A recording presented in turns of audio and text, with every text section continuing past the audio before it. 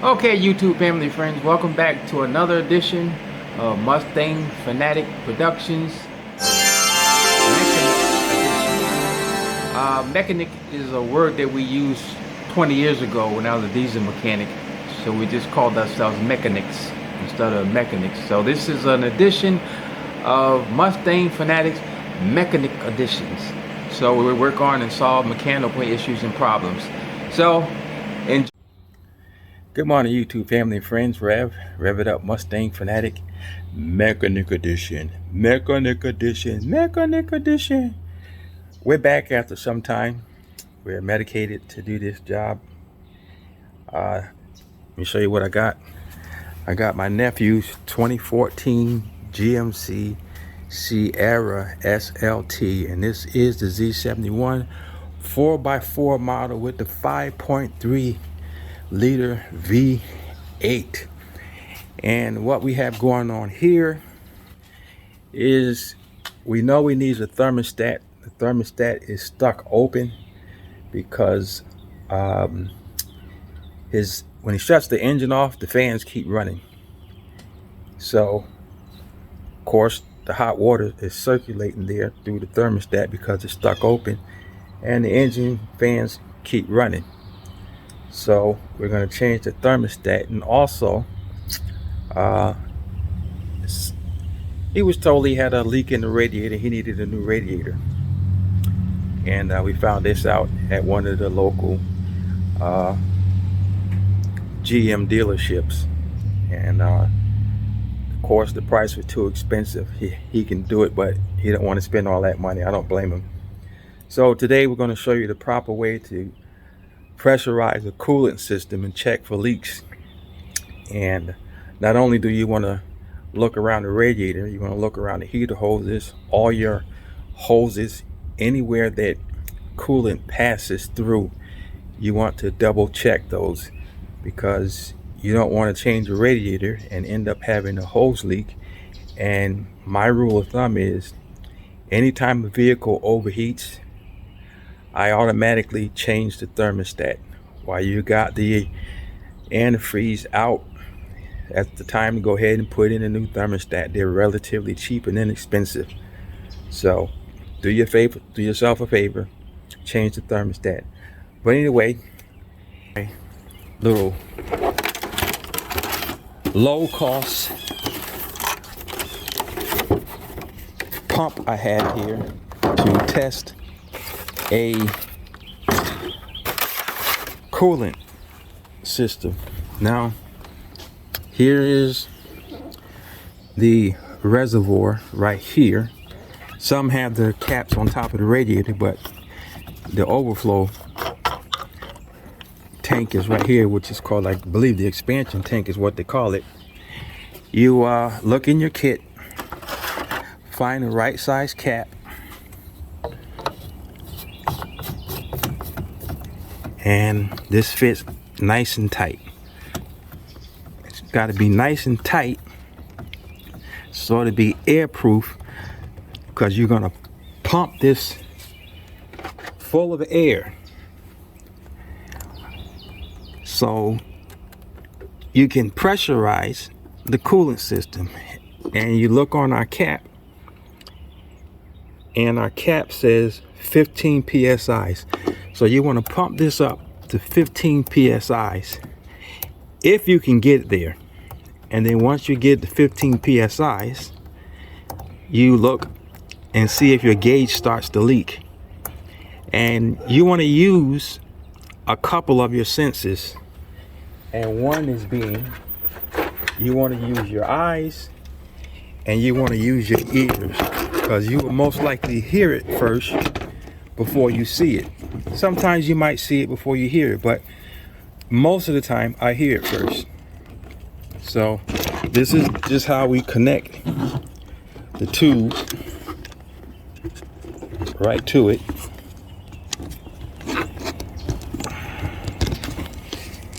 And once the tube is connected, push it all the way down.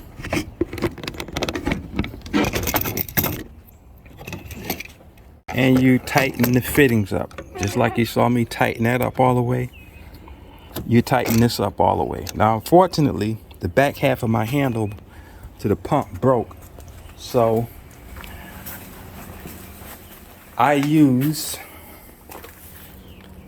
and where did it go? Okay, here it is. I use small grip pliers, and I kind of put it on the edge of this, click it in. But on the traditional one, you would pump it, and 15 is right there where that blue mark is. That's our goal.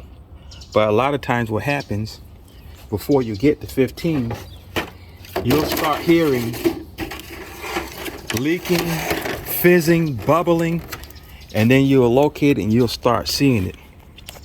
So I can't hold the phone and pull the pump at the same time, so we'll pump it up and we'll come back. And I never made it to 15. I made it to 10 and it's dripping. And we come over here. I don't know if you can see it or not, but you can see a couple of drops of water that's dripped right down inside there. So it is the radiator that is bad. And if I zoom in on the corners here, it's wet right down in that area. And then if you look down on the shroud, you'll see the water leaking down on the shroud. So we know we have a radiator leak, and you can see the water on the ground, and you can see it leaking right there. So it's definitely a radiator leak. Now there's nothing leaking from any of the hoses, the upper or lower hoses that I can see. And also you want to check the heater hoses, and it's dry at the heater hose. I know this hose was changed because the little plastic one broke, and they just connected the rubber into it and put a one of these clips on there, and so that's not leaking, so I'm satisfied with that. So that is how you do a pressurizing your cooling system to see if you have a radiator leak or possibly a hose leak. And when you pressurize this system, if you can get it to its recommended 15 psi's, if there's a leak anywhere, it's going to expose it. And that's why I love pressurizing a system before I determine if a radiator is bad, if a water pump is bad, or if a hose is bad. And so there's nothing leaking from the water pump,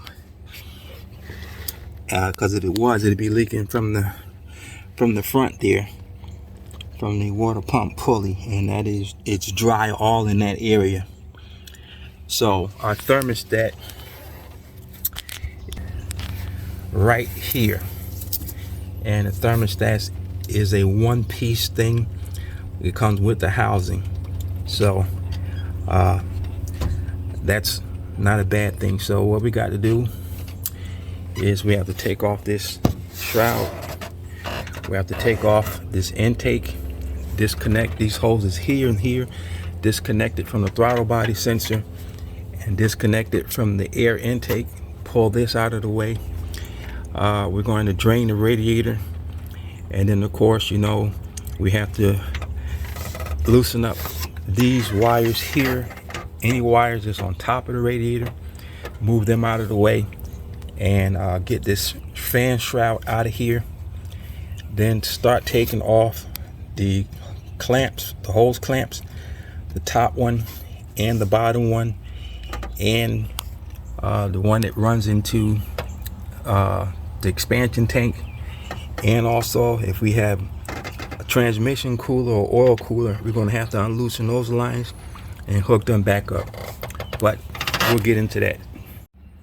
Okay, since we located the problem, now we're going to see where we can drain the radiator from to get this whatever water is left in there, because there's no antifreeze in there. Maybe in the block, but not in the radiator or the expansion valve. So we're going to see if this thing has a petcock, or if we're going to have to take off the lower radiator hose. So let's go up under the truck and see what we find. Just our misfortune, just happens to not be any cockpit to unscrew to allow the fluid to come out of the radiator. So we're going to have to take a hose loose, just like a typical GM product. I heard it's like that on some of those Denali's and Yukons, and some of these pickups in this particular area, some of the Silverados, you got no petcock. Maybe the new radiator might have one, I don't know. But I'm just going to start taking apart the top. So like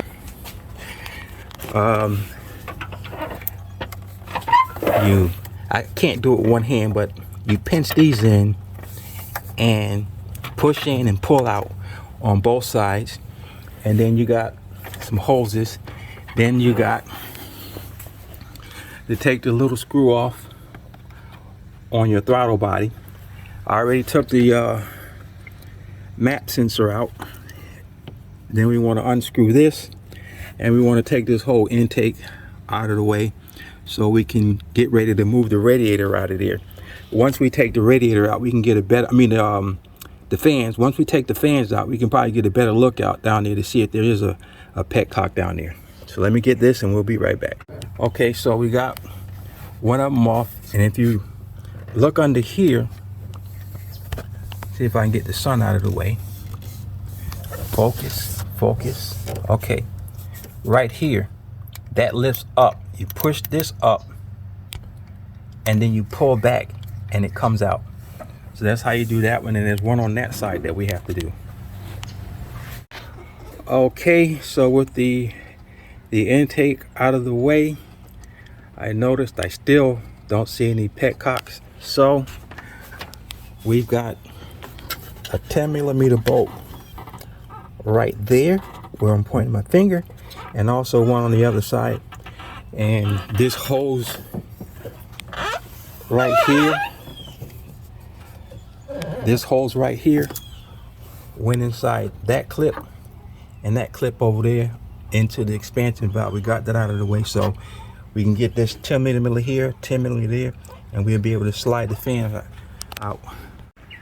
Then we take our trim panel tool, which is right here, and right down here where the dual fan wires connect, you want to pull those out of the housing, and then we're going to disconnect the fans, and then we should be able to pull the fans right on out of here. Let's see if we can disconnect it with one hand here. Nope, we can't, so we'll get this disconnected. Okay, we got one radiator fan shroud out. Let me show you something. Connectors on these things, which is right here. This white switch is all the way over in here, and you have to pull this back to release it, to get it from under there. And then right here, you push in on that and pull out. The other clip, this is what the clip looks like. It's got to get by that lip right there, and that one comes off of this one here, and then the radiator fan comes out. Now if we look down here, we can see water all along down here. So you can see where the radiator has been leaking at. So what I want to do is, while I got it exposed like this, I want to do another pressure check, just to be on the safe side, where the radiator leaking at. But I can tell from here that it's leaking down here, but it doesn't hurt to do another pressure check. You can get a better view. You can see it's wet all along the seams and going all the way down, and that's where the water is dripping. So it's coming from the seam of the radiator. That's where they normally commonly leak, either on this side or on that side. Two things we learned that put all doubts and suspicions to rest, that it is in fact a bad radiator. And the next doubt and suspicion, there is no petcock. I looked on both sides, so we're going to have to take that lower radiator hose loose, and whatever's left in the radiator, which is all water, I can tell you that, we're going to put our drain pan over there. We're going to see if we can take it loose from the top and let it splash down the bottom. The thing about it is it's water and not antifreeze. Now, to get these transmission and oil cooler lines off, if you see that ring right around there, you have to get these clips off of it, and then they pull out. You take this rubber piece here, pull out, and then you see that ring there, you take that ring out, and then they pull out. So now that I got that out of the way, I can get my hose clamp on here to get that out. It was a team effort of my OME hose clamp tool and some hose removers. That got it to where I could twist it loose, and this got it where I could twist it all the way off, and man, was it a splash down there. But it was all water. Like I said, no antifreeze in there. Splashed out all water.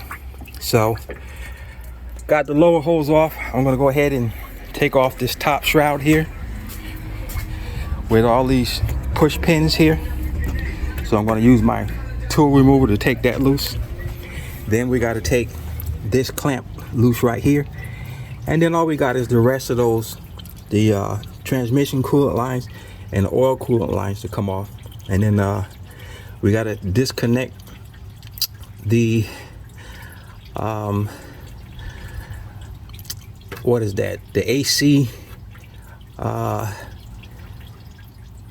thing in the front, and which is always a challenge, but they clip on like the radiator shroud.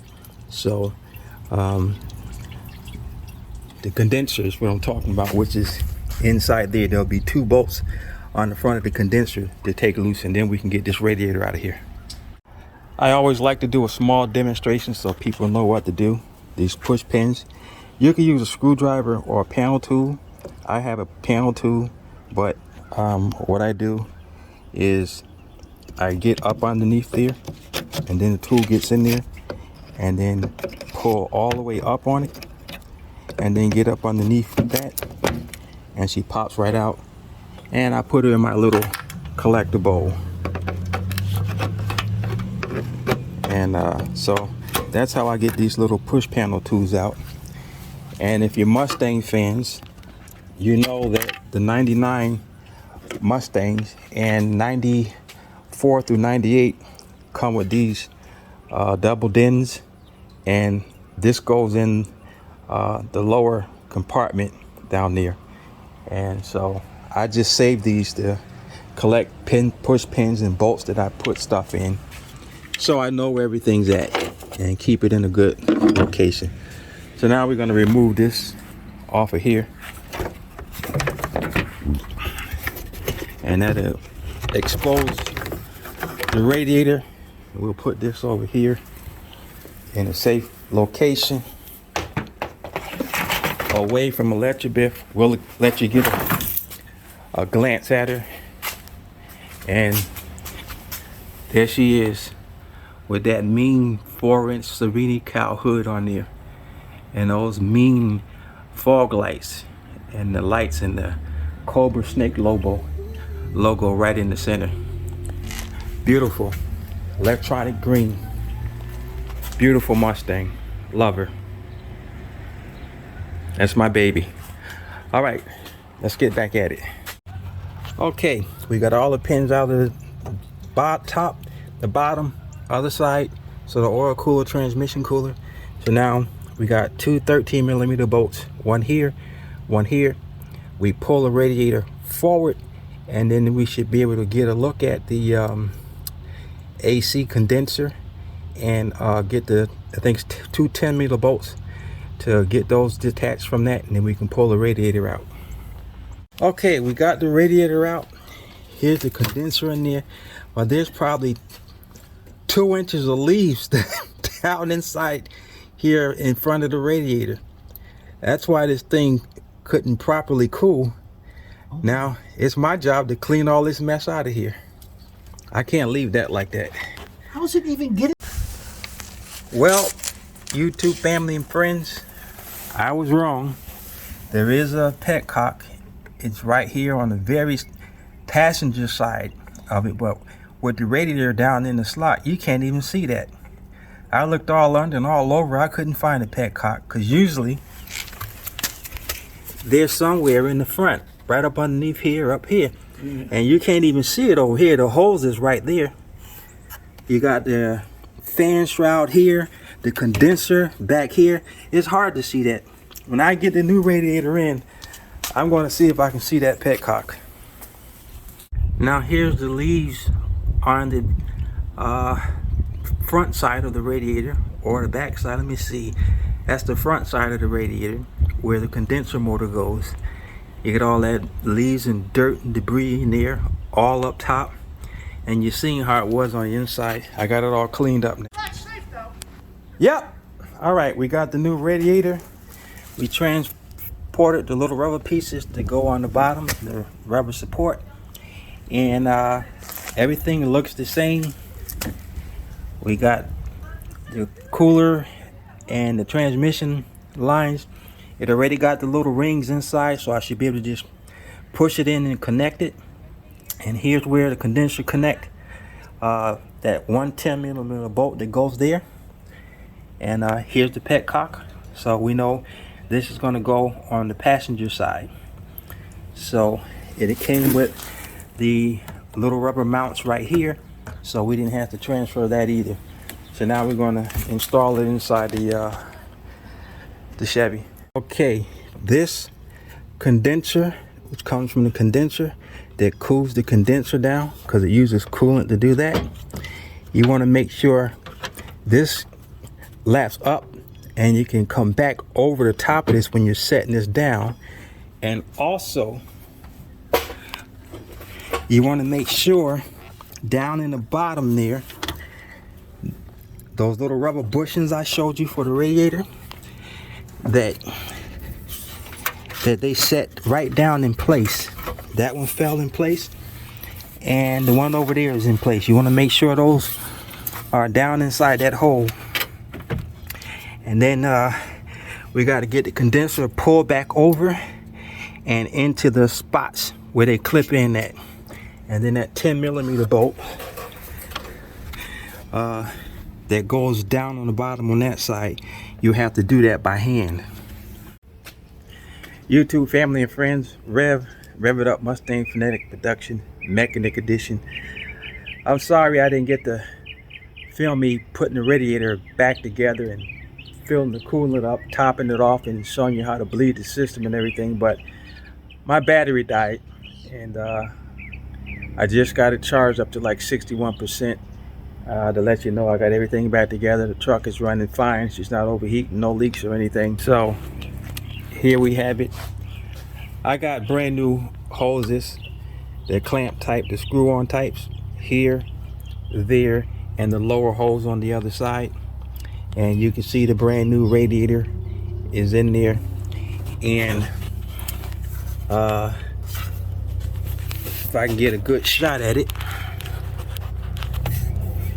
let's go on this side.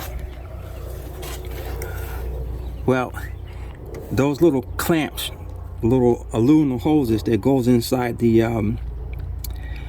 for the coolant, oil cooler, and the transmission cooler. You just, like I said, they came with the new bolts with the new clips in there, and you just push real hard and you'll hear it click in place. And then the little rubber piece, you want to just slide that rubber piece back on. And the radiator fans, easy, just drop back in, 2 10mm bolts, connect your electrical cords to it. Then this right here, these you just push in, and they lock. Then you tighten down the throttle body clamp, tighten down the air intake clamp. Of course, we put our mass airflow sensor back on, and we put this clip here back on. So everything's on good. And what you do, you want to use GM approved antifreeze only, and that's going to be let me show you right here. It's going to have to say Dex Cool, and this is for GM vehicles only. I got the 50-50 blend, so you do not have to add water. So this is what I use for GM vehicles. I always go by the recommended manufacturer oil, power steering fluid, brake fluid, coolant. Always do it. Now, what you want to do, the expansion valve here, the expansion tank, you take the cap off, and the fill line is right there. And get your little funnel, whatever you want, and just fill it all the way up until it stops. Put this back on, go inside, let the car run for a while, about 2 minutes, turn on the heat, because you want the engine to heat up, the thermostat to open up. And when you get heat, you got a good sign. So we got good heat, so I let it run for a while with the heat on. Then I cut it off, and I added just a little bit more water to it and let it sit for a while and gurgle. And then I turned the car on again, or the truck on again, and then I turned the AC on, because I wanted the car to use as much power as possible, because I wanted to make sure the fans would blow. So if we get up to about 200, 195, 200, the fans, they did come on, they worked. And when I cut the air conditioner off, let the vehicle run, the fans cut off, the vehicle was running. And I shut it off, let it gurgle again, and now we'll crank it up for you again to let you know that we got no leaks, everything is working fine. And you look under the vehicle, there's nothing under there wet, nothing at all. So if you see that little spot, that was from the air conditioner, the compressor running the AC line. If you look over here, you'll see the AC units hooked up, and orifice tubes and all that stuff. So that line gets pretty chill over there, and so you'll get a little water from the air conditioner. So we'll crank it up. You heard it start, and she's running. No leaks anywhere. This hose has got proper heat on it. The bottom hose got the proper heat on it, and our fill thing is right here, and it's probably not even an eighth of an inch below the line. So I could add just a little bit more coolant, and she'll be fine. She's bled, and the more you drive it, if it tries to overheat, it'll correct itself. It'll blow the bubbles out. It'll get the air out. But that's how you bleed the system in one of these things. What I didn't notice on here, the coolant temp sensor is in back behind there. But on some vehicles, you can take the coolant temp sensor and loosen that up. And as you pour antifreeze in, the air is going to come out of the coolant temp sensor spot. And then when you see coolant start to come out, the bubbles will stop. Then you can tighten that back up, and you got all the bubbles out of it, and then you can fill up the reservoir right there. So I'm gonna shut this off, let it cool for a second, and I'm just gonna top that little bit of antifreeze off, and she'll be good to go. I am truly sorry that how's my hand in the way? Let's do this. I'm truly sorry that I didn't get to film putting it back together, because it was so important. I like to do show and tell. I don't like to just talk and say, hey, putting it back together is the reverse of the opposite. I don't like doing that. I like to show it so people can see and understand what you're going through. So that's how you do a radiator change. And we did change the thermostat, and I believe I did show the thermostat being changed, but just in case, the thermostat was right here, and it's just this one top hose that come off, and then this hose you pull off, and it's 3 bolts you take loose, and the whole housing comes off with it, with the new thermostat and the new gasket. You just put it back on and you screw it down. Remember, it's plastic, so just tighten it hand tight, pretty decent. Then put your hoses and connect everything back on. That's all to a thermostat. So if you're just going to change the thermostat, you could now that we know this has a petcock, you can find the petcock, drain the water down about quarter ways, and you'll get this line empty, and you'll be able to just remove this piece and then take this hose off and take that thermostat off and put the new thermostat in, and then fill it full of coolant, and you wouldn't really have to worry about bleeding anything. Just top it off and she'll be good. So anyway, thanks for watching. We appreciate you guys. Hit the like button, subscribe, hit the bell so you guys never miss an episode or never miss a Mustang Fanatic production. We're going to be showing some more videos of Electrobif and some of the upgrades that we're going to be doing to her over the winter. So she's comfortably relaxing in her little garage there, just enjoying herself. So God bless. We'll catch you next time. Rev it up, Mustang Fanatic Mechanic Edition.